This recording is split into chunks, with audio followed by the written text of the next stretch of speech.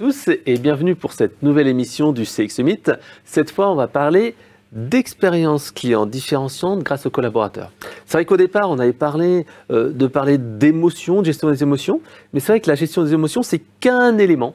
Si on n'a pas en fait la globalité de l'engagement des collaborateurs, c'est vrai que la gestion de l'émotion ne suffira pas. Et c'est pour ça en fait qu'on a deux super invités aujourd'hui. Et je suis vraiment très content de vous recevoir ce matin. On a échangé avec grand plaisir avec toi et Agnès sur cette partie engagement.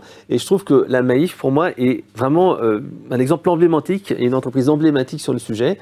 Et qu'à chaque fois, quand on parle d'engagement, on parle de gestion des émotions, on parle de marque vraiment qui fait la différence et qui font la différence, et ben en fait, le nom de la Maïf sort tout le temps. Donc ça fait vraiment plaisir de vous avoir et montrer en fait ce que vous faites en interne, parce que c'est quelque chose qui est vraiment très bien et qui devrait être pris en exemple dans d'autres entreprises. Et à côté, j'aurai le plaisir aussi de recevoir Marie-Louis, parce que la marque est une des références, et vous êtes d'ailleurs un prestataire pour la Maïf. Donc, je vous laisse peut-être vous présenter. Oui, bien sûr. Donc, Sébastien Coulme, moi je suis responsable d'un centre de gestion, un centre de règlement des sinistres à Paris.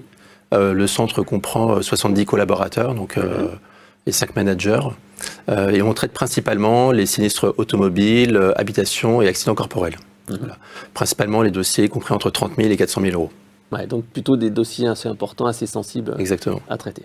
Non, parfait. Et ça fait combien de temps que tu travailles à la Maïf? Moi, ça fait 22 ans maintenant que je travaille à la Maïf. Ah oui. Donc, longue carrière à la Maïf. Ouais. Alors, je te laisse te présenter pour ceux qui ne connaissent pas encore la marque. Et donc Marie-Louis Julien, effectivement délégué général de la marque, l'association pour le management de la réclamation client.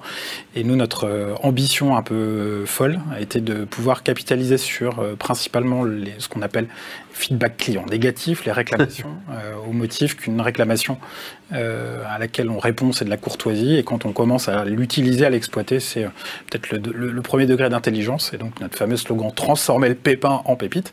Et j'espère que nos amis de la Maïf ne voient sûrement pas comme des prestataires, mais bien comme des partenaires, parce que nous sommes une association. Et donc la Maïf a ses sociétaires, nous avons des adhérents, et la marque est composée d'adhérents et formée de ses adhérents. Voilà mon cher. C'est très vrai. Pour cette petite reprise de volée en introduction. Chaque mot a un sens. Alors justement, quelle est la place de l'engagement des collaborateurs à la Maïf dans cette différenciation et cet aspect un petit peu unique sur le marché? La place, elle est centrale. On part du principe qu'un collaborateur, un gestionnaire, là pour ma part, un gestionnaire épanoui va être un gestionnaire engagé. Et on a à la Maïf ce qu'on appelle un quadriptyque, c'est un peu notre boussole interne, notre boussole de pilotage. Ce quadriptyque, il comprend 4 piliers principaux. Donc on a la satisfaction des clients qu'on appelle nous sociétaires, satisfaction des sociétaires. On a la performance économique. On a le bien commun, donc tout ce qu'on peut faire d'un point de vue environnemental ou sociétal. Et puis on a évidemment donc l'épanouissement des collaborateurs. Donc l'épanouissement du collaborateur est un des piliers de notre boussole de pilotage.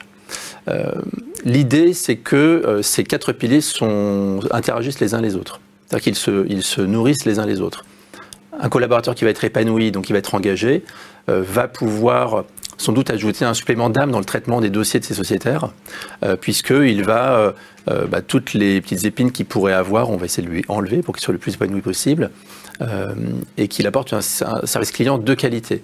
Si le service client est de qualité, le sociétaire sera très satisfait. Si le sociétaire est très satisfait, ça va booster notre performance économique, puisque forcément, ils vont être fidélisés, ils vont rester fidèles à la Maïf. Donc tous ces piliers se nourrissent les uns les autres, et c'est pour ça que c'est vraiment notre stratégie on va dire, de les nourrir. Après, en fonction du contexte économique, en fonction du plan stratégique de l'entreprise, on peut pousser plus ou moins un curseur, mais on n'en laisse jamais un de côté. Ouais. Et c'est vrai qu'il y a un point que tu disais lors de la préparation, c'est que prendre soin des collaborateurs, ça veut dire qu'ils vont prendre soin des adhérents. Ça, c'est quelque chose qui est important. Exactement, oui, ce qu'on appelle la symétrie des attentions. C'est exactement ça. C'est le manager, par exemple, de proximité va apporter une attention sincère à son collaborateur. Et par symétrie, en symétrie, le collaborateur va apporter une attention sincère au sociétaire. C'est-à-dire qu'il va le choyer, il va faire en sorte de répondre à son besoin, à tous ses besoins, de la même façon que nos managers vont essayer de répondre à tous les besoins de ses collaborateurs, de façon à ce que ils montrent en quelque sorte l'exemple dans le traitement d'une situation. Ouais, et pour ça, il faut justement avoir des collaborateurs engagés pour donner le meilleur d'eux-mêmes et essayer de faire le meilleur pour les clients. Et comment justement vous faites, vous, à la Maïf, et comment vous faites pour que ça fasse vraiment une expérience différenciante et qu'on se dise à chaque fois, tiens, la référence, c'est la Maïf. Alors, comment est-ce qu'on engage nos collaborateurs? Alors, c'est pas simple, hein. Moi, je vois 3 choses principales. La première, c'est porter le sens. Je vais y revenir après, porter le sens. La deuxième, c'est considérer nos collaborateurs comme des individus, pas comme une ressource. Et puis, le troisième point, qui est notamment post-Covid, qui est important, qui est créer un environnement de travail épanouissant et une organisation de temps de travail également qui va en faveur de l'équilibre vie privée-vie pro. Alors, si je reprends ces 3 points, porter le sens, c'est une des missions du manager de proximité. Et c'est quelquefois celle qu'on oublie le plus, parce qu'on est le nez dans le guidon, on est dans le pilotage de nos dossiers, et on peut oublier de rattacher une action que fait un gestionnaire à une mission plus grande, au plan stratégique notamment. Et donc, alors comment est-ce qu'on arrive à porter le sens? Par exemple, là, le contexte économique est particulier et on doit travailler sur nos recours, les recours qu'on fait contre les responsables d'accidents, par exemple. Donc, pour donner le sens à tout cela, on a créé un cook d'acculturation économique pour nos gestionnaires, de façon à ce qu'ils sachent ce qu'est un compte de résultat, un bilan, un chiffre d'affaires, un résultat net de recours. Et de façon à ce que ensuite, munis de ces connaissances-là, ils comprennent en quoi est-ce que, dans les prochaines années, mobiliser leurs forces sur les recours, c'est important. Donc ça, c'est un exemple de, on porte le sens là sur la nécessité de faire des recours compte tenu du contexte économique. Un autre exemple, on a fait un cook climatique et un cook environnement récemment, aussi pour appuyer un petit peu, enfin même beaucoup, sur la nécessité de pousser en réparation carrosserie les pièces de réemploi, c'est-à-dire les pièces d'occasion qui, une fois qu'elles sont traitées, elles sont comme neuves en fait. Pour éviter la surconsommation de pièces, voilà, on va porter le sens sur chaque action qu'ils vont faire au quotidien, on va essayer de le rattacher à un axe stratégique à la mission de la Maïf. Et puis, peut-être un dernier exemple qui est important, le traitement des enquêtes à chaud. Donc, lorsqu'un sociétaire appelle un de nos gestionnaires, il peut être ensuite enquête à chaud. Et donc, le sociétaire peut être quelquefois, alors c'est rare, mais ça arrive quand même, on n'est pas parfait, il peut être insatisfait. S'il est insatisfait, on a des gestionnaires référents et on a les gestionnaires qui peuvent être la cause de l'insatisfaction quelquefois, ou enfin, quelle que soit la cause d'ailleurs. Ils vont rappeler l'assuré pour traiter l'insatisfaction et faire en sorte de rattraper le coup et puis le fidéliser, vérifier qu'on s'est bien compris, qu'on ne peut pas... est-ce qu'il n'y a pas quelque chose qu'on peut faire de plus pour lui? On essaie vraiment d'aller jusqu'au bout de la résolution de sa problématique. Et ça, on le rattache évidemment à notre stratégie, qui est la fidélisation de nos assurés. La stratégie de la Maïf, c'est vraiment de fidéliser ses assurés et de les... Voilà, on est premier au d'amélioration client depuis moultes années, on souhaite le rester. Et donc, on rattache cette nécessité de rattraper les sociétaires insatisfaits à cette stratégie de fidélisation et d'avoir une expérience client impeccable. Ouais. Alors, tu as parlé de Cook, c'est C-O-O-C. Qu'est-ce que c'est? Parce que tout le monde n'est pas familiarisé. Oui, c'est vrai, oui. On va dire, alors, on dit Cook, on dit Spock, on dit MOOC, en fonction du nombre d'apprenants. On va dire que c'est un e-learning, c'est un outil en ligne, un outil de formation en ligne qu'on fait devant son écran d'ordinateur, tout simplement. Ouais. Et alors, est-ce qu'ils sont obligés de les suivre? Il y a un suivi? Comment ça se passe exactement? Parce que souvent, l'e-learning, on se dit, j'ai mon travail, j'ai ça à faire, comment j'arrive à gérer ça? Justement, ça fait peut-être partie de l'engagement d'ailleurs. Oui, c'est un peu le nerf de la guerre, c'est comment est-ce qu'on arrive à les sortir de leur flux quotidien, donc des sociétaires qui appellent, des sociétaires qui nous écrivent pour nous faire part de problématiques qu'ils ont et qu'on doit résoudre. À côté de ça, on doit libérer du temps pour... alors évidemment, il y a des réunions d'équipe, il y a des formations techniques, mais il y a également donc des cooks d'acculturation sur divers sujets stratégiques. Donc comment ça se passe? Alors on le pilote, évidemment, en général on leur donne une deadline. On évite le micromanagement où on va vraiment les planifier exactement, voilà, tu vas le faire à telle heure, à telle date. On va plutôt leur donner la deadline, on leur donne une indication du temps que ça prend. Et puis on vérifie périodiquement, en fait, dans un tableau de bord, s'ils ont réussi, s'ils ont réalisé le cook, est-ce que leur pourcentage de réussite valide le cook tout simplement. Ouais, c'est vrai que c'est important. Tu parlais d'importance de la mission, du sens en fait. Il y a chez vous aussi un programme de mobilisation interne, Pégase. Ça, c'est aussi, ça montre l'importance de la mission et du rôle que doivent avoir en fait vos conseillers. Oui, c'est vrai. Le climatique, on voit l'importance qu'il a aujourd'hui. Donc, dans porter le sens, quand on a alors là, il y a une tempête de neige actuellement, j'ai l'impression, donc on va voir s'il va y avoir des conséquences ou pas en termes d'accidentologie. Mais disons que lorsqu'on voit qu'il y a un événement climatique qui va arriver ou qui est arrivé, on va prendre l'inondation par exemple. Dans ce cas-là, toute l'entreprise et toute la gestion des sinistres, y compris les entités, les centres de gestion qui ne gèrent pas ce type de sinistre d'habitude, inondation, toute l'entreprise va être mobilisée pour répondre à ce pic d'activité.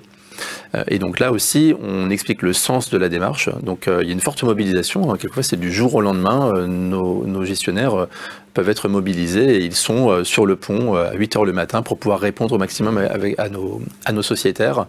Et il y a un sentiment sans doute, quand on le rattache à la mission de la manif, il y a sans doute un sentiment de fierté. De répondre, de tenir la promesse qu'on a faite lorsque nos assurés ont signé un contrat. Donc oui, Pégase, qui est le nom, on va dire, du process de gestion du climatique en pic, c'est un bon exemple de l'engagement de nos collaborateurs sur une période plus ou moins longue. Ouais, c'est du volontariat, c'est une formation. Comment ça se passe? Parce que moi, je serais à la compta ou dans le back-office, c'est pas forcément mon métier. Je ne vais peut-être pas me porter volontaire parce que je ne suis pas habitué. Oui, c'est une bonne question et ça peut être d'ailleurs des freins qu'on peut avoir de nos gestionnaires à juste titre. Alors je dirais que quand il y a un événement climatique, le plus important c'est de prendre l'appel et de rassurer l'assuré, le sociétaire. Et ça, je dirais qu'avec une formation, on va dire, pas forcément experte, on peut être dans la rassurance, on peut être dans simplement je référence le dossier, je crée le dossier, j'ouvre le dossier. Rien que d'ouvrir un dossier et dire qu'on va le prendre en charge, ça va rassurer le sociétaire. Et après, les déclarations une fois prises par toute cette mobilisation-là, par tout l'effectif, ensuite ces événements sont gérés par le centre de gestion qui va être compétent précisément pour ce type de sinistre-là. Donc voilà, ils ne vont pas forcément jusqu'au bout de la gestion, ce qui permet de leur enlever aussi une charge mentale de « mais est-ce que je vais y arriver ?» Ouais. Il y a une chose aussi qui est également importante, c'est la reconnaissance de l'individu. Ouais. Ça, c'est quelque chose qui est essentiel. Comment ça se passe en fait? C'est vrai que dans l'engagement, j'avais cité porter le sens et j'avais également cité le fait qu'on va considérer les gestionnaires comme des individus et non pas comme une ressource. Alors ça paraît évident quand on le dit comme ça, juste d'être humain, mais au quotidien, on va le démontrer, on tente de le démontrer dans beaucoup de cas. Alors l'individualisation, ça passe comment? Ça passe déjà par la posture managériale, évidemment. Ça part d'abord du manager. Le fait qu'il va adapter son management à la personnalité du gestionnaire. Tout le monde ne va pas avoir les mêmes besoins. Cette individualisation, ça va passer aussi par le développement de l'autonomie et de la responsabilité du gestionnaire. On va considérer que plus le gestionnaire va être autonome, plus on va lui donner des responsabilités épanouissantes, et plus on va en fait le considérer comme quelqu'un qui a des talents particuliers par rapport à d'autres. D'accord. Comme par exemple, on va avoir en début d'année ou en cours d'année, on va nommer des référents sur des thématiques. On parlait de Pégase. On a un référent Pégase, une référente pour le cas, une référente Pégase qui, dès lors qu'il y a un pic d'événement, un événement climatique, va communiquer elle-même auprès de ses collaborateurs, auprès de ses collègues gestionnaires. Donc c'est pas un manager, c'est vraiment un conseiller comme les autres. Exactement, c'est un gestionnaire, un conseiller, un gestionnaire qui va communiquer auprès de ses pairs sur il y a un événement qui se prépare, voici quel est le besoin de l'entreprise, il nous faut tant de personnes sur tel créneau, tant de personnes sur tel créneau, voilà, qui va aussi en fin de journée ou en fin de semaine donner un peu le bilan du nombre d'appels pris ou du nombre de dossiers enregistrés. Donc là, c'est la référente Pégase. On a des référents qualité aussi. Justement, on parlait des enquêtes à chaud. On a des référents qualité qui vont prendre les verbatims positifs des enquêtes à chaud pour pouvoir les inscrire dans le dossier du gestionnaire, de façon à ce que le gestionnaire, quand il ouvre son dossier, informatique, il voit un sociétaire très satisfait de ta réponse. Voilà. Et donc, c'est vrai que c'est quelque chose d'assez particulier, d'assez unique, de travailler comme cela. Voilà, on pourrait citer plein d'autres exemples on va dire, de missions qu'on donne à nos l'innovation, je crois aussi que vous travaillez dessus. Oui. Mais en fait, je sais que c'est un de mes directeurs qui m'avait dit ça. Il m'avait dit, en fait, il faut que dans toutes les actions que vous réalisez ou dans toutes les choses que vous mettez en place, il faut qu'à un moment donné, votre collaborateur, il était associé à la démarche. Ça ne veut pas dire que le collaborateur, il est décisionnaire. Ça veut dire qu'il doit être associé. C'est-à-dire, soit on lui demande un avis, on brainstorm avec lui, soit on lui demande de voter, et puis on donne les règles du jeu en disant s'il y a la majorité, on le met en place.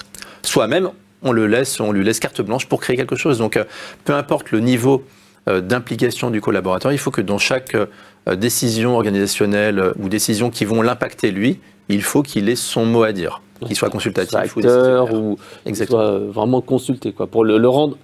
Quand on participe à quelque chose, c'est vrai qu'on est tout de suite beaucoup plus partie prenante. Parce qu'on nous l'impose, c'est tout de suite ça vient d'extérieur, quoi. Oui, exactement. Donc voilà, c'est comme ça qu'on va individualiser au mieux la relation. Après, on pourrait citer aussi tout ce qui est parcours carrière, parcours de formation. On va évidemment les compétences de chacun diffèrent selon les personnes, et donc on va voir quelles sont ses velléités d'évolution professionnelle, voir quelles sont les conditions pour y arriver, et construire un parcours avec nos collègues de la direction des richesses humaines. Quel est le parcours optimal pour que ce collaborateur arrive à un moment donné à évoluer, soit sur un métier plus technique, soit un métier d'encadrement, soit complètement changer de métier. Ouais, et c'est vrai que dans cette partie individualisation et acteur, tu donnais l'exemple en fait de la réaménagement des locaux sur lesquels vous étiez les primo-accédants. Oui, c'est vrai, oui. Voilà, quand on parlait d'associés dans toutes les décisions qui peuvent impacter nos collaborateurs, les associés, le bon exemple, effectivement, on s'est installé donc à Châtillon il y a 3 ans de cela. Donc on arrivait dans un immeuble neuf, et on a laissé carte blanche à nos collaborateurs pour designer, avec un architecte, pour designer l'aménagement des locaux. Moi, j'avais juste fixé un cadre avec ma direction qui était je veux tant de bureaux, puisque je veux tant de bureaux pour tant de collaborateurs. Je ne veux pas de bureaux individuels, parce qu'on voulait, surtout post-Covid, on voulait un peu décloisonner pour qu'il y ait un peu plus d'interaction. Puis avec le télétravail, c'est quand même bien quand on est sur site de voir les gens. Donc pas de bureau individuel. Et un budget, évidemment, le budget qui était cadré. Mais indépendamment de ce cadre-là, les gestionnaires ont pu... ça allait de combien d'espace on a besoin. Est-ce que la salle de pause, on fait 2 salles de pause petites, un pour chaque secteur d'activité, habitation, automobile par exemple, ou est-ce qu'on fait une grande salle de pause? Est-ce qu'on fait une salle dite zen pour la micro-sieste d'après le déjeuner par exemple, parce que 10 minutes de micro-sieste, ça permet d'être quelquefois beaucoup plus performant après? Est-ce qu'on, de quelle couleur est-ce qu'on met le papier peint ou le canapé de la salle de pause? Est-ce qu'on veut des bureaux qui soient, dans lesquels on a telle box, ou de telle couleur, C'était vraiment très détaillé. Je crois aussi que vous faites un travail sur l'individualisation au niveau de l'accueil et du recrutement. C'est pas juste, tu réponds à une offre d'embauche, tu as un entretien. Tu as vraiment un onboarding process qui est même de pré-boarding. Oui. C'est la fameuse première bonne impression. Comment est-ce qu'on fait une première bonne impression, sachant qu'aujourd'hui, sur le marché du travail, qui est quand même tendu, disons quand je recrute, notamment sur Paris, ça peut être compliqué de recruter. Même quand on est manif, ça peut être compliqué de recruter. Du coup, le rapport de force s'est un peu inversé. On va être... forcément, quand on va recevoir des candidats, on va être très attaché à leurs propres besoins. Et aujourd'hui, par rapport à il y a 10 ou 15 ans, les questions qui nous sont posées sont complètement différentes d'avant. Alors, il y a toujours des questions sur c'est quoi le type de management, est-ce que je serai formé, est-ce que le manager va me suivre, il va me faire des feedbacks. Mais il y a aussi des questions plus prosaïques, telles que est-ce que je peux partir à 16 heures?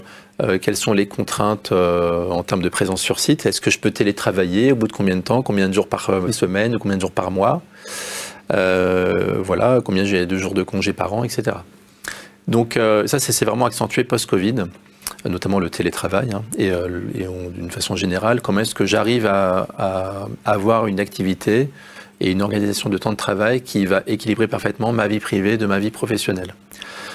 Et donc, on a de la chance, enfin j'ai de la chance quand je recrute, puisqu'il y a quand même beaucoup de choses qui sont faites à la Maïf par rapport à ça, et donc je peux les mettre en avant.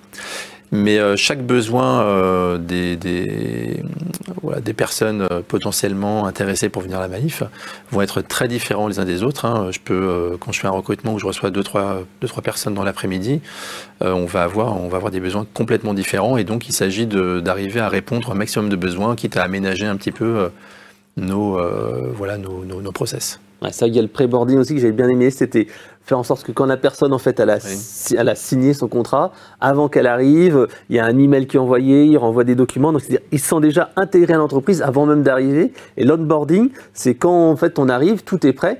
Toi, tu insistes pour que les collègues soient là, c'est ça? Oui, c'est ça, oui, pré-boarding. Enfin, c'est important en fait, parce qu'après l'entretien de recrutement et après l'appel où on dit, écoutez, vous nous avez séduit et c'est bon, vous nous rejoignez dès les 1er décembre. Mm-hmm. Il peut se passer 3-4 semaines, voire 2 mois, hein, en fonction d'un préavis ou autre, avant qu'il rejoigne l'entreprise. Et c'est important pendant cette période-là de garder le contact, de garder le lien. Donc on a un outil qui permet de communiquer, de transmettre des documents, il nous les renvoie, etc. Mais d'une façon générale, moi j'aime bien envoyer des mails en disant voilà, hâte de vous retrouver le 1er décembre. Pour information, déjà voici...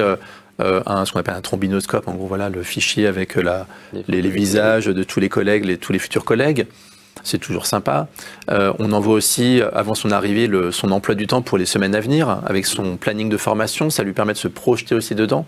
Notre service formation communique avec ce nouvel employé avant même qu'il soit arrivé, aussi pour lui donner quelques indications. Donc ça, c'est tout ce qui est pré-boarding. On essaie de garder ce lien-là. Et puis après, oui, effectivement, l'onboarding, donc la partie qui est les jours qui suivent l'arrivée effective du collaborateur.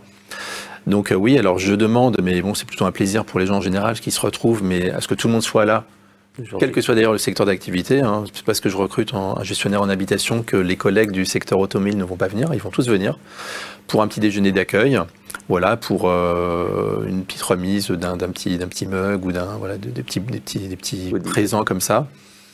Et puis tout un planning où il va aller rencontrer tous ses collègues en côte à côte afin de découvrir un peu tous les métiers qui existent dans le centre de gestion de façon à ce qu'il ait une connaissance fine de son environnement.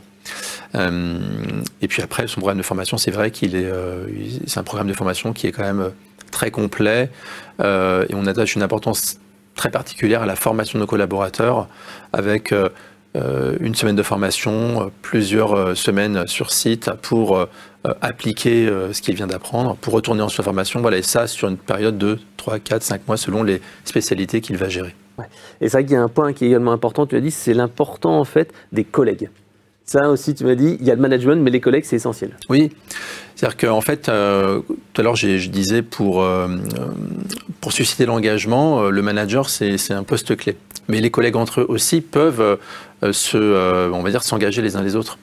Alors moi, quand je recrute quelqu'un, il y a une chose que je demande, que je dis très rapidement dans les exigences que j'ai, ça va être sa place dans le collectif et le fait que je souhaite que le nouveau collaborateur ait l'esprit d'équipe, l'esprit collectif. Et ça passe, ça paraît bizarre de le dire, mais ça passe par le bonjour du matin. Parce qu'aujourd'hui, quand on vient sur site et qu'on est pressé d'être à son poste pour travailler, quelquefois, quand les locaux sont grands, on peut quelquefois avoir un peu la flemme de faire tout le tour systématiquement. Et ce que je leur dis, c'est qu'il y a toujours un moment donné dans la matinée, soit en arrivant, soit au moment de la pause, soit à un moment donné où il faut aussi respirer, de faire le tour, de prendre le soin de faire le tour et d'aller au contact des personnes, notamment des nouvelles recrues aussi. Et les nouvelles recrues elles-mêmes doivent faire le tour. Donc ça, c'est plutôt normal. Et puis, on va aussi, ce qui va sans doute générer un engagement et un sentiment d'appartenance et une fierté d'appartenance, ça va être des missions qui vont se confier eux-mêmes. Alors, J'ai plusieurs exemples en tête. Bon, déjà, il y a un truc qui est sympa, un peu léger, qui est, on a un pôle événementiel. En gros, on a une équipe de gestionnaires qui s'occupe de tout ce qui est événementiel. Donc, ils ont un petit budget. Et récemment, ils nous ont organisé un week-end à Séville, par exemple. Wow. Voilà. Et puis, je crois que c'est en décembre. Alors, moi, j'y vais pas, mais c'est prévu. En décembre, il y a une soirée au Crazy Horse. Voilà. Donc, ça, c'est les à côté pour souder le collectif. Et se retrouver. Et ça, c'est très bien que ça vienne justement des gestionnaires et pas tout le temps de l'encadrement. Exactement. Mais c'est vrai que le truc important aussi, c'est le feedback. On Oui. m'a dit que ça, c'était quelque chose qui n'était pas forcément évident, mais qui permet aussi d'avoir plus d'engagement des collaborateurs. Oui. C'est-à-dire que, voilà, de façon un peu plus opérationnelle, un peu plus sérieuse, je dirais, il y a le feedback. Le feedback aujourd'hui, c'est le rôle du manager. Pour la plupart des gestionnaires, c'est le manager qui fait des feedbacks aux gestionnaires. Et donc, on a mis en place, mais j'avoue que c'est compliqué à mettre en place parce que c'est pas dans la culture, on a mis en place des formations au feedback, mais entre pairs, de façon à ce qu'un gestionnaire puisse faire un feedback à un autre gestionnaire. Voire même le gestionnaire puisse faire un feedback à son manager sur, tiens, tu as animé la réunion, voilà ce que j'ai aimé, c'était vraiment très sympa, le sujet m'intéressait, en plus c'est toujours drôle quand tu animes, on passe un bon moment. Par contre, tu es très technique sur ce volet-là et moi j'ai eu du mal à suivre, donc peut-être... si tu peux être un peu moins technique la prochaine fois. Donc ça, c'est un peu l'intention qu'on a. Bon, la réalité, c'est que c'est compliqué à mettre en place. Donc, on a trouvé d'autres systèmes pour qu'ils aient des feedbacks entre eux. On a deux choses. On a déjà ce qu'on appelle les écoutes émotions. Donc, avec un outil, on peut réécouter des appels pour travailler sur est-ce qu'on a bien détecté l'émotion de notre assuré, est-ce qu'on a bien répondu à son émotion.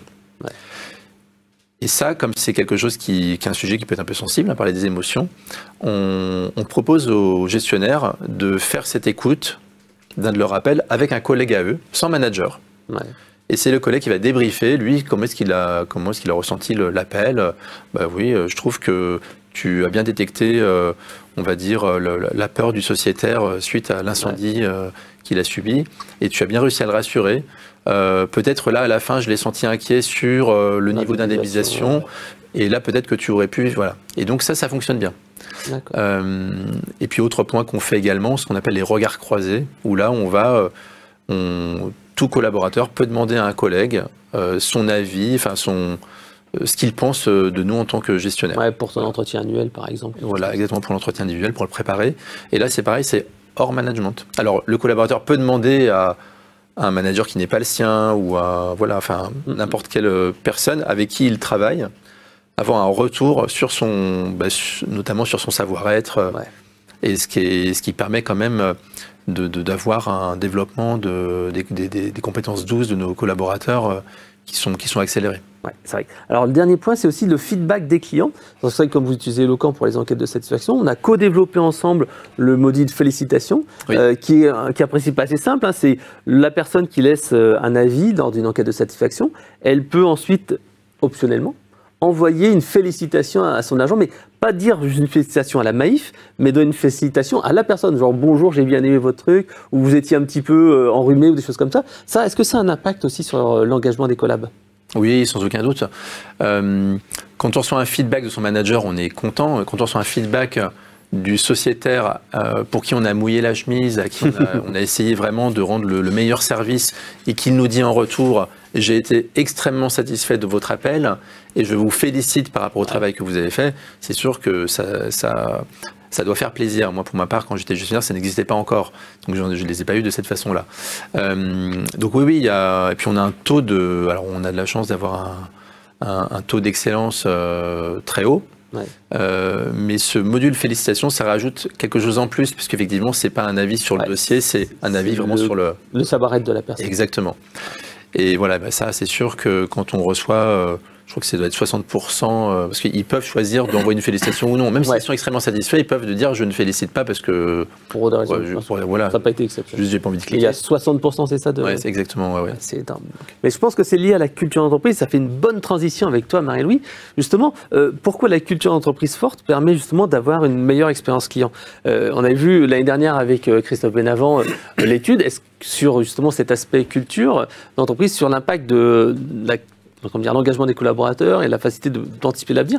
Est-ce qu'il y a des infos depuis sur cette étude-là ?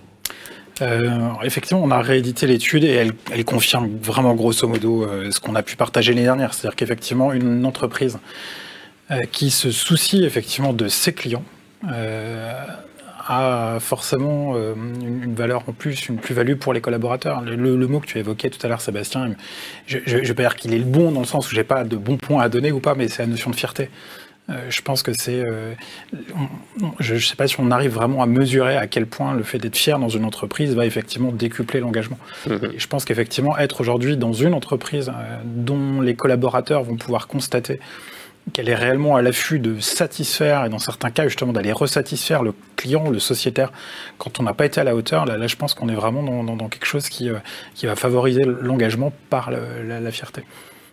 Et ce qu'on avait effectivement pu constater et partager ici même l'année dernière avec notre ami Benavent de Dauphine, dans le cadre de notre étude sur le climat de la relation client qui avait réuni un peu plus de 1000 personnes, et qui est confirmée cette année, c'est que les entreprises dont les collaborateurs disent « mon entreprise est totalement orientée client », alors ces mêmes collaborateurs disent être beaucoup plus imperméables à la montée en pression de la relation, du climat de la relation client. Donc en gros, plus on va s'occuper du client, plus les collaborateurs vont identifier qu'on s'occupe du client ou du sociétaire, et plus ces derniers justement se sentiront dans de bonnes conditions pour pouvoir apporter cette satisfaction. Et puis il y a un autre point aussi, alors du coup je crois qu'il y a un petit caporal corse qui disait que la meilleure rhétorique était effectivement la répétition, donc je vais revenir avec un slide. Alors, si je vais dans le bon sens, qui est effectivement celui-là que j'ai peut-être partagé ici au cours d'une précédente édition, qui est effectivement 99% de clients satisfaits, c'est peut-être là notre problème. Pourquoi ? Parce qu'à force, finalement, que nos organisations, que nos marques vivent justement ce 100% de satisfaits, cette excellence en tout et pour tout, en fait, finalement, les collaborateurs vont se rendre compte que l'excellence n'étant pas de ce monde, finalement, chaque insatisfaction, chaque aspérité, chaque irritant qui va être vécu par le client et qui va être remonté à travers une réclamation, sera finalement pour le collaborateur sa propre incapacité finalement à avoir satisfait et le client et finalement l'objectif de l'entreprise. Et ce que nous disent deux chercheurs, que sont Daniel Ray et William Savak-Badi, c'est qu'il existe aujourd'hui deux types d'orientation et de culture client, et j'espère que je répondrai à ta question en cela. L'une qui est effectivement sur la notion de l'excellence client. Alors j'ai compris que tout à l'heure on parlait d'excellence opérationnelle, je crois. Et puis il y a aussi l'orientation réclamation. Et effectivement, l'orientation réclamation client, et qui est en cela... un des vents qui souffle dans les voiles d'entreprises comme Amazon, mais aussi comme la Maïf, qui est finalement de se dire notre organisation va essayer de se saisir de chaque insatisfaction pour pouvoir améliorer. Mais on sait qu'elle n'est finalement qu'un geste, dans ce qu'appelait Nicolas Deschamps à l'époque, qui était le patron de Nespresso, c'était la quête du geste parfait. On sait qu'on n'y arrivera sans doute pas à cette perfection, mais on va essayer d'y tendre, et du coup de faire en sorte que chaque insatisfaction soit identifiée, soit traitée, mis au service de l'ensemble de l'organisation pour qu'on n'ait pas à le reproduire. Et finalement, on voit, cette notion d'orientation-réclamation, elle est extrêmement profitable aux collaborateurs dans leur engagement, de par la fierté qu'elle va générer. Et donc c'est là où on arrive, avec les grosses mains, les potelettes de Morpheus, qui est de dire finalement, est-ce que nos entreprises doivent rester dans « tout va très bien, Madame la Marquise, on a 99% de clients satisfaits » ou au contraire, est-ce qu'on doit aller se saisir de ce fameux pépin qui va nous permettre justement de le transformer en pépite. Et donc pour cela, tu m'as demandé, mon cher Frédéric, d'apporter 2-3 trucs dans ma besace. Alors là, je vais revenir cette fois-ci, ça sera sur du Audiard. Toutes ces citations à venir sont celles d'Audiard.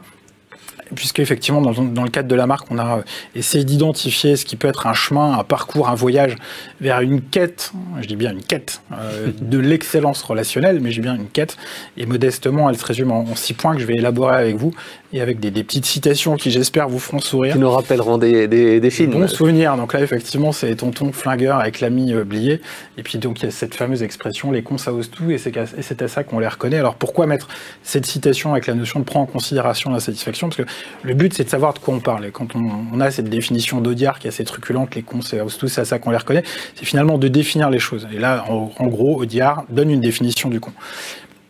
dans le cadre de ce qui nous concerne aujourd'hui, c'est de savoir qu'est-ce qu'on appelle une réclamation. Et je pense qu'autour de cette table, on aurait probablement peut-être autant de définitions de la réclamation.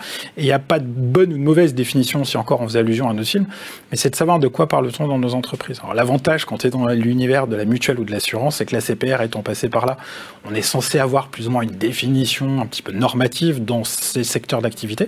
Mais on se rend compte qu'il y a des entreprises dans lesquelles on va avoir autant de définitions que de collaborateurs. Et à partir du moment où on ne sait pas de quoi on parle, il va être difficile de pouvoir harmoniser, de pouvoir converger sur justement cette exploitation des réclamations. Et le fait qu'une entreprise finalement définisse ce qu'est une réclamation, elle donne finalement la possibilité à l'ensemble des collaborateurs d'être beaucoup plus relax pour remonter ces réclamations, puisque vu que ça a été défini, la réclamation est identifiée, elle est connue, elle est définie d'une manière corporelle, donc on reconnaît finalement la réclamation et donc on va lui donner le droit de citer. Et on va éviter un phénomène assez naturel, qui est quand on veut tirer à boulet rouge sur un sujet, de manière assez naturelle, on va la cacher, on va la masquer et on sait que la réclamation, c'est un petit peu le phénomène du ballon de baudruche ou de l'incendie, c'est-à-dire que l'allumette, vous pouvez l'éteindre avec 2 doigts dans les premières secondes, et puis si vous ne bougez pas, en l'espace de quelques minutes, quelques heures, c'est effectivement un incendie. Donc voilà, de définir ce qu'est la réclamation, c'est un moyen à l'égard des collaborateurs, de favoriser probablement la remontée. Favoriser la remontée des collaborateurs, et puis aussi favoriser l'expression de l'insatisfaction. Alors là, je ne sais plus ce que j'avais pris. Parler au con, ça les instruit. Autre citation d'Audiard, et elle est vraie, cette citation. C'est-à-dire que si on se met dans la place de nos entreprises, finalement, nous, on a vraiment tout intérêt, justement, de ne pas être le con. C'est-à-dire que si je fais tout en sorte que les clients ne s'adressent pas à moi parce qu'ils me prennent pour des cons, là, je me rends compte que je me mets un peu dans cette situation problématique. C'est-à-dire que nous, entreprises, on a tout intérêt, effectivement, à ce que les collaborateurs nous fassent confiance, nous prennent pas pour ces cons et nous donnent, finalement, les difficultés, une fois de plus, qu'on leur fait vivre, qu'ils subissent ou qu'on leur fait subir, puisque derrière, justement, il y a une capacité à améliorer le dispositif, notre communication, nos services. Et donc, l'exemple, c'était pas le call center éphémère de Saint-Gobain ? Alors, tu peux avoir effectivement le call center éphémère de Saint-Gobain, ou tu peux avoir effectivement des appels sortants qui vont avoir pour objectif d'identifier ce qui fonctionne pas, mais peut-être de manière extrêmement basique.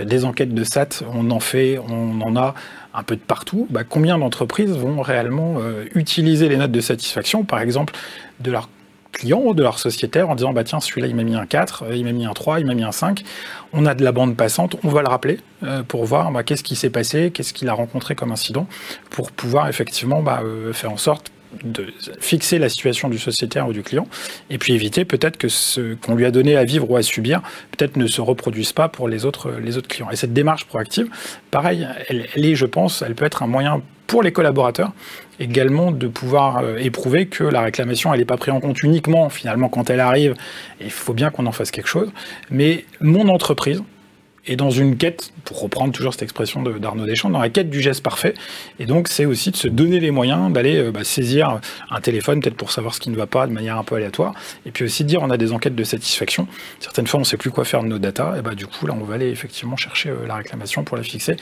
et l'utiliser. Alors c'était quoi le call center éphémère de Saint-Gobain ? Alors le call center éphémère de Saint-Gobain, si tu souhaites en parler, effectivement, c'est assez simple, ils avaient mis en place 40 téléphones dans une grande salle et ils avaient invité donc 40 représentants de l'entreprise. C'était pour toute la zone sud-ouest de Saint-Gobain. Donc, il y avait donc le DG régional, il y avait des personnes de l'accueil, de la compta, de la compliance, legacy, tout ce que vous voulez, marketing. Même des marketeurs ont pu parler des clients, c'est dire. Et donc, en fait, il y avait 40 téléphones. Il y avait une base de données de 1000 clients qui n'avaient pas consommé du Saint-Gobain sur les 12 derniers mois. Et donc, ces 40 personnes avaient pour mission d'appeler un maximum de ces clients à travers un numéro de téléphone. Et ils amorçaient leur échange en disant « Nous n'avons pas eu le plaisir de vous accueillir au cours des 12 derniers mois. Qu'aurions-nous pu faire pour que vous nous renouveliez votre confiance ?» Et à ce moment-là, effectivement, il y avait des personnes qui avaient pu mettre en rideau leur activité professionnelle dans le cadre du B2B. Et puis, dans certains cas, il y avait un point qui les avait vraiment marqués et ça les avait sensibilisés par la suite aux signaux faibles, notamment pas mal d'artisans qui venaient faire leurs courses, si j'ose dire, dans le cadre de ces magasins. Et puis, il y avait une référence qui avait été retirée, une petite référence à 5 €. Donc, en gros, c'est vraiment pas cher. Mais la personne, oui, est-ce que vous pourriez remettre la référence ? Attends, pour 5 €, tu vas pas m'embêter. Et puis, finalement, la personne était obligée de finir son plein de courses. Le plein de courses qui fait 100 000 € quand même tous les mois. Pour aller acheter sa petite référence à 5 € dans le magasin voisins, mes concurrents, et puis finalement, vous imaginez bien ce qui s'est passé, tout le panier de courses des 100 000 € mensuels se déportait chez le concurrent, et puis à la fin de l'année, on avait un chiffre d'affaires qui avait plus tout à fait la même physionomie.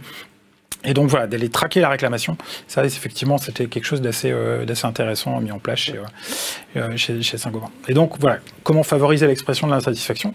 Une autre, garantir un accueil par les personnes compétentes. Là j'ai repris l'expression, les impôts c'est comme les conneries, on finit toujours par les payer, c'est-à-dire qu'effectivement la réclamation, à partir du moment où elle s'exprime, franchement, ce qu'on évoquait tout à l'heure, on a intérêt de s'en saisir le plus vite. Et ça requiert, et on revient sur les points qu'évoquait très justement Sébastien tout à l'heure, c'est l'autonomie et la responsabilisation. C'est comment moi je mets réellement en capacité finalement les collaborateurs qui représentent ma marque, avec mes clients, avec mes sociétaires qui sont certaines fois très loin de mes radars, pour pouvoir fixer, régler effectivement le problème au plus vite. Et là, on va arriver rapidement sur des questions notamment de délégation. Voilà, avec comment je mets une enveloppe budgétaire à discrétion des collaborateurs. Souvent, on ne le fait pas pour des raisons de manque de confiance. Alors, c'est merveilleux parce qu'on recrute des collaborateurs à qui on va dénier la confiance. Alors qu'en fait, a priori, si on les recrute, c'est qu'il y a un minimum de confiance. Il y a aussi peut-être des systèmes de contrôle.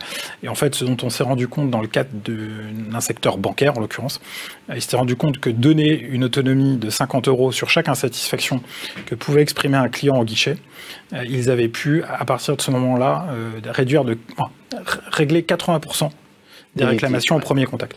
Et donc là, si on en revient sur une notion de fierté, le collaborateur éprouve qu'on lui fait confiance, le client éprouve lui-même qu'il est mis entre les mains de personnes à qui l'entreprise fait confiance.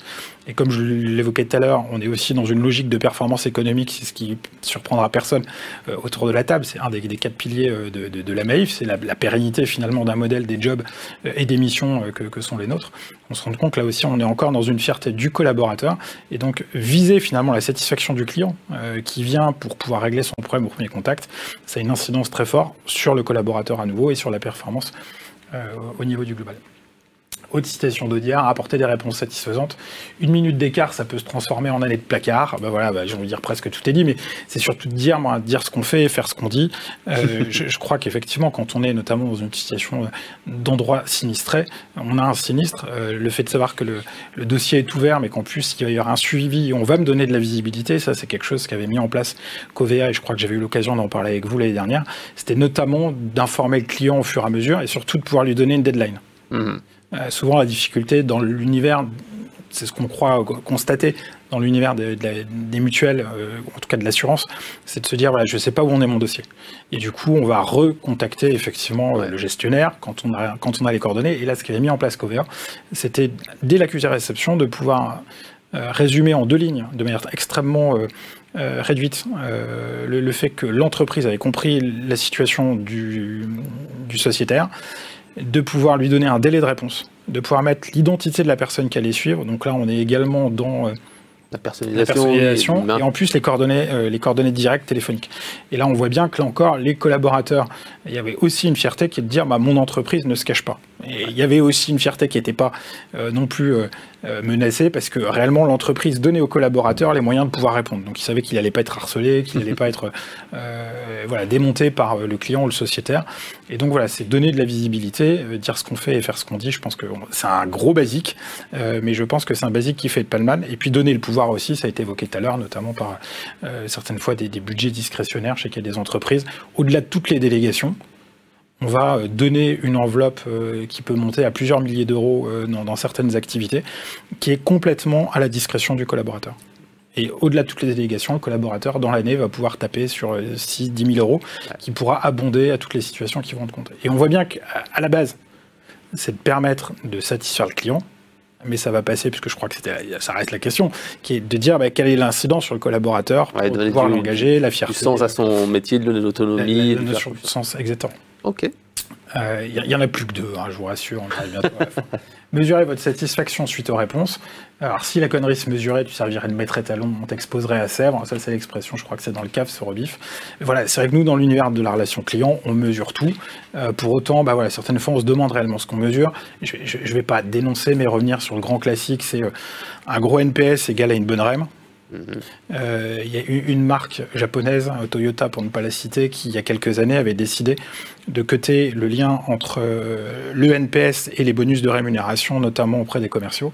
Et ce qu'ils ont constaté dans les 12 mois qui ont suivi, c'est tout d'abord une baisse significative de la satisfaction des clients en concession. Pourquoi ? Finalement, le commerciaux se disait j'ai plus besoin de gruger, donc j'ai plus besoin d'offrir des tapis si vous mettez 10 sur le NPS. Donc ça se tasse. Moi, c'est pas que ça se tasse, ça baisse significativement, mais la bonne nouvelle et l'espérance là-dedans, c'est qu'au bout des 12 mois, le niveau du NPS est arrivé à un niveau supérieur au niveau où on était en gruge organisée. Donc ce qui veut dire quoi ? Que quand on arrive effectivement à redonner non pas du sens, parce que là l'idée c'était moins de donner du sens que d'éviter de le biaiser, mais en tout cas quand on revient à des vrais indicateurs qui ne sont pas biaisés, on revient à des indicateurs qui sont sensés, qui sont cohérents, qui sont utiles et sur lesquels nos directions peuvent prendre de bonnes décisions, parce qu'on va partir sur des décisions de la vie réelle et pas de la vie telle qu'on veut la fantasmer pour avoir des rêves. Et donc voilà, de revenir au sens, et un mot qui a été utilisé tout à l'heure dans le témoignage de Sébastien, c'est finalement le pourquoi effectivement on mesure, et peut-être que certaines fois, juste le fait de rappeler des sociétaires, des adhérents qui ne sont pas satisfaits, ça donne déjà du sens et une utilité à la mesure. Et puis le dernier point, s'améliorer grâce au feedback, c'est également comment, et c'est ce qui est évoqué tout à l'heure aussi, c'est-à-dire en gros donner de la visibilité aux uns aux autres, permettre aux uns et aux autres dans l'entreprise de pouvoir agir sur la réclamation, et quelque chose qui est extrêmement important, et on évoquait Nicolas tout à l'heure dans les coursives de Nicolas Courgeot qui était dans la relation client, et à une occasion on échangeait, il y a plusieurs années, ça a probablement bougé depuis, et on se disait mais finalement qu'est-ce qui est fait des feedbacks des sociétaires ? Et alors du coup, on a fait ça, et du coup, je lui disais, parce que je témoignais de ce qu'avait mis en place une entreprise qui revenait vers les clients, en l'occurrence, en leur disant, voilà, grâce à vos réclamations, voilà ce qu'on a pu mettre en place. Et en l'occurrence, c'était une grosse marque General Mills dans l'univers agroalimentaire, donc Häagen-Dazs, changement de recette, changement gustatif, et en fait, certaines fois, les clients contactaient Häagen-Dazs, et Häagen-Dazs non seulement entendait la réclamation, répondait à la réclamation, mais ça leur arrivait même de revenir sur la recette précédente. Et donc ils recontactaient à ce moment-là le client. Et je ne sais pas si vous imaginez une grosse marque américaine qui vous dit on a entendu ce que vous nous avez dit et on est revenu sur la recette précédente. Vous dites bah ouais, ils sont pas foutus de ma gueule. J'ai le feedback client. Mais du coup, c'était de se dire comment on revient vers le client et vers le sociétaire. Et du coup, à l'époque, je ne sais pas si ça a été fait, Nicolas disait du coup, il faudrait voir effectivement comment on peut revenir vers les sociétaires pour redonner du sens également aux réclamations ou au feedback ou aux recommandations qui peuvent être faites par les clients, par les uns et par les autres. Et puis après, je pense que c'est aussi important de revenir non seulement vers les clients, mais aussi vers les collaborateurs. Parce qu'on l'évoquait tout à l'heure, moi, souvent, cette espèce de satisfaction en bande organisée, elle va mettre autour de la table plein de parties prenantes pour essayer d'arriver à satisfaire ou à resatisfaire in fine le sociétaire. Mais dans la vraie vie, combien de fois on va revenir vers l'ensemble de ces parties prenantes ? En fait, pour leur dire, le petit kilomètre que tu as fait dans l'ensemble du marathon avec nous, voilà, ça nous a permis au final de resatisfaire le sociétaire, d'identifier quelque chose en R&D. Et voilà, et c'est vrai que souvent, en termes de feedback, on est un peu pingre, on a un peu pince, d'où cette expression. Voilà. Dans la vie, on partage toujours les emmerdes, jamais le pognon. Et je pense que, voilà, à l'inverse, c'est comment on peut effectivement faire profiter le feedback du client ou du collaborateur au plus grand nombre. Ouais, non, mais c'est très bien. Et moi, j'apprécie beaucoup les bonnes pratiques, les pépites qu'on transforme, les pépins qu'on transforme en pépites. Et c'est vrai que sur la marque, il y a justement un espace dédié là-dessus. Ouais.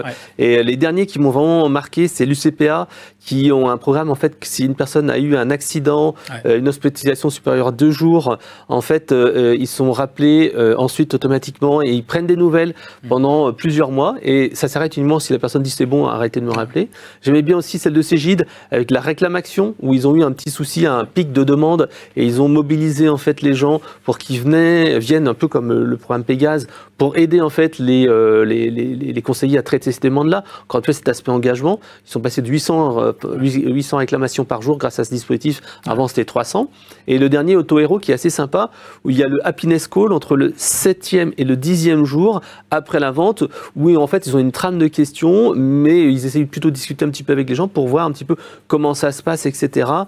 Essayer comme ça de voir comment ça s'est passé, et ils ont comme ça plus d'avis positifs, et donc ils anticipent en fait les litiges. Et c'est tout à fait dans cet aspect donner du sens, et on n'est pas juste dans voilà, j'attends que la personne m'appelle, on est dans l'anticipation, on est vraiment dans cette gestion des émotions. Tu fais un merveilleux homme sandwich pour le compte de la marque. Non, mais je pense que c'est important. Non, alors Chantal me fait des grands signes disant qu'on devait arrêter vers 12h50.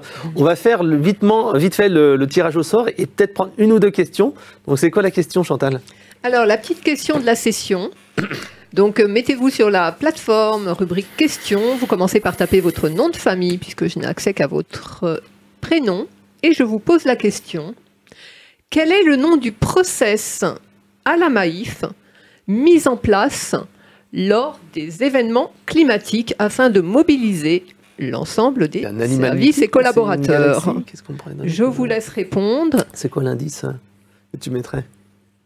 Pour ceux qui ne trouvent pas. Ça a été répété plusieurs fois. Tu es zélé. Oh là là, ah oui, très bien. Est-ce qu'on peut prendre une petite question?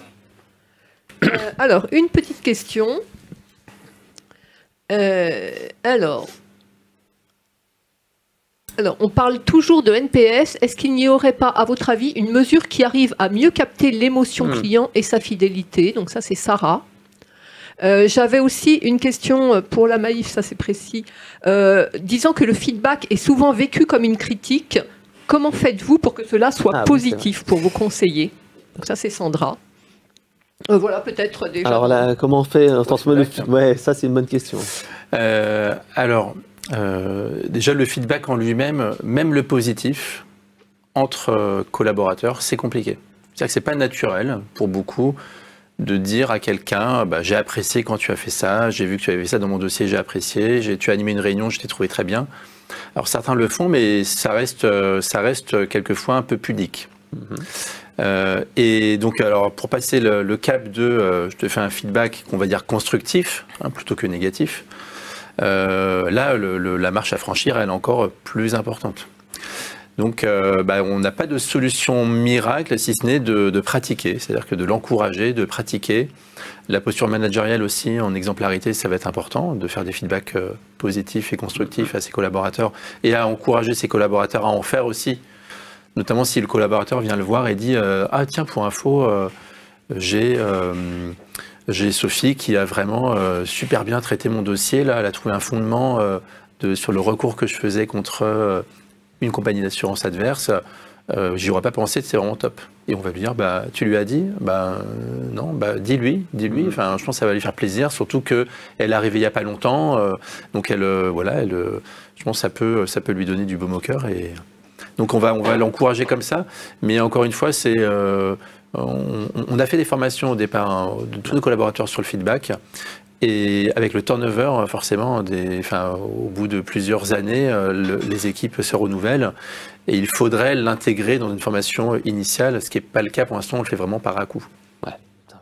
Alors, et pour répondre à l'autre question, c'est vrai que le NPS, c'est une question qui est comme simple, facile, c'est ça aussi qui est intéressant. Après, il y a certains de nos clients qui utilisent des indicateurs synthétiques.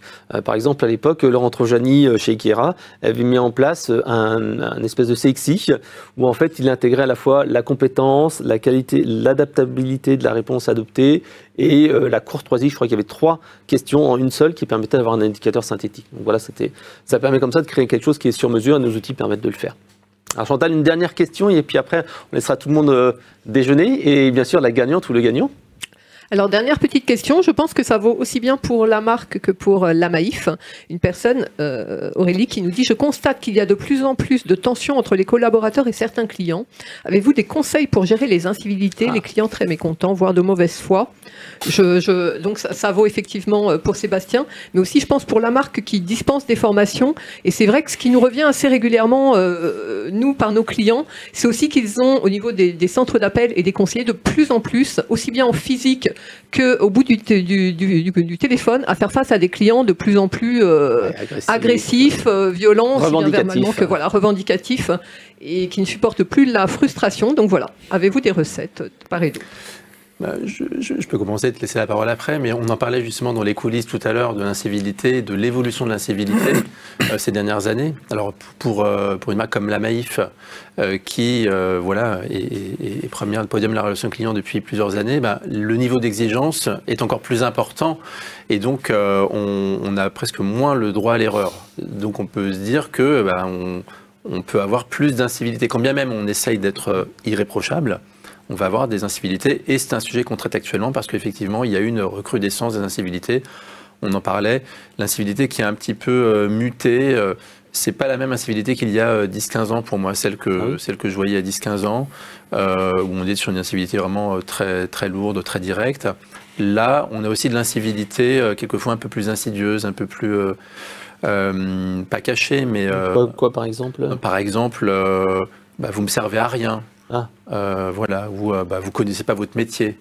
Voilà, ou après on peut toujours avoir quelquefois des observations ou racistes ou autres, voilà, j'en passe, malheureusement, qui sont évidemment le degré plus haut d'incivilité, mais on a des incivilités aussi qui, en se répétant, eh bien, ça, pour le moral des troupes, c'est pas bon, et donc on le traite, et on travaille actuellement, effectivement, sur des formations un peu plus adaptées à notre époque, sur les incivilités. Alors c'est dommage d'en arriver là, mais c'est un peu obligatoire. Je ne sais pas si vous voulez compléter. Non, mais je n'aurais pas grand-chose à compléter. Après, c'est vrai que ce qu'on a pu constater, ou ce que nous remontent effectivement les adhérents, c'est notamment la mise en place de tout ce qui est des chatbots, des chats tout court. C'est vrai qu'on va être dans une relation qui sera de plus en plus lapidaire. Et c'est vrai qu'on le voit, même certaines fois, on a des clients qui vont passer d'un chatbot à un chat, mais du coup, on se rend compte qu'au début, c'était rigolo, les gens disaient bonjour au chatbot, mais aujourd'hui, vous êtes plus sur un chatbot, mais sur un chat, et il n'y a plus de bonjour. Et du coup, c'est vrai qu'on est dans quelque chose de plus en plus lapidaire. On ne sait plus si on est avec un humain, on ne sait plus si on est avec une machine. Du coup, je pense que les standards bougent. C'était Laurent Garnier, dont je me souviens, qui nous avait dit il y a déjà de nombreuses années, autrefois une réclamation client, les personnes se racontaient par le menu parce qu'elles voulaient nous attendrir. Moi, je suis presque dans un humour un peu cynique, mais il y avait un peu de ça quand même. Et dans un faible pourcentage, je me disais si vous pouvez me faire un petit geste, ça serait sympa. Aujourd'hui, on n'est plus dans le gros truc, on est dans le lapidaire et c'est tout de suite dans je veux le geste et sinon ça va barder. Et c'est vrai que voilà, les rapports sont complètement différents. Après, je pense que nos entreprises ont clairement leur responsabilité là-dedans. À force de vouloir promettre de faire bien, vite et pas cher, on sait que le triptyque il marche pas non plus. Donc il y a peut-être d'être moins dans la promesse et peut-être plus dans les faits. Et ça, c'est peut-être déjà quelque chose et qui permettrait peut-être notamment d'épargner ou du moins de moins exposer effectivement nos collaborateurs. Et après, les formations, je ne vais pas en faire l'article, mais je pense que c'est quelque chose qui est important. Également que nos collaborateurs n'aient pas l'impression de se sentir lâchés en race campagne, certaines fois avec des clients qui ressemblent plus à des lions que des chats. Voilà. Ok. Alors, donc, tu as désigné la gagnante et après, on va vous laisser prendre la pause déjeuner et on se retrouvera à 14h. Le nom de la gagnante, puisque c'est à nouveau une femme qui a gagné ce livre, c'est Aurélie Gillet. Donc voilà, le 4e livre. Vous aurez l'occasion d'en gagner de nouveau dès cet après-midi. Nous vous donnons rendez-vous à 14h. Merci à tous. Merci Sébastien. Merci Frédéric. Merci Marie-Louis comme d'habitude. Et donc rendez-vous à 14h pour un atelier où on va parler cette fois un petit peu d'IA. Donc rendez-vous à 14h. À bientôt.